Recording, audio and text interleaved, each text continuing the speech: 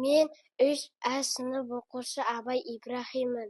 Сіздерге Абай атамыздың 21-ші қара сөзін жатқа айтып берейін. Аз ба көп пе адам баласы бір түрі мақтаннан аман болмақ қиын іс.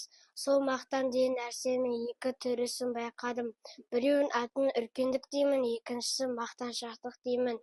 Үлкендік адам ішінен баға есеп қылмақ, яғни надан атанбастығын, әдепсіз атанбастығын, жеңіл атанбастығын, әдепсіз мақтаншы атанбастығын, әдепсіз, арсыз, байлаусыз, сұрамшақ, өсекші, өтірікші, алдамшы, кесерді, осындай қылықтардан сақтанып, сол мінездерді бойына қорық беріп, өзін ондайлардан зор есептемек. Бұл мінез ақылдылардың, арулардың, артықтардың мінезі. Олар өзімді жақсы демесем мейлі берсін, жаман дегізбесем деп азаптанып жүріп ұмытып кетеді. Екінші мақтаншақ деген біреуі демесең демейді, десең дейді.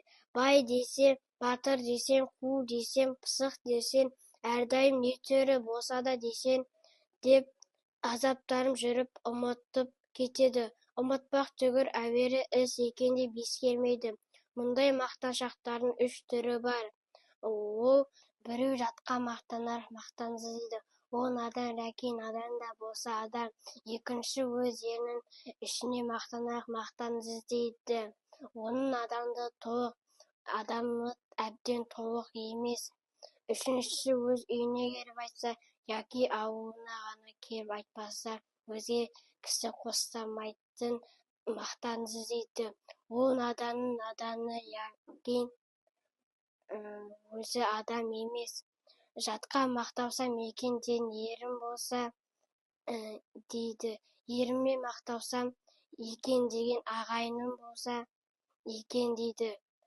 Ағайынның ішінде өзі мақтау іздеген, өзімді өзім мақтап жетем дейді.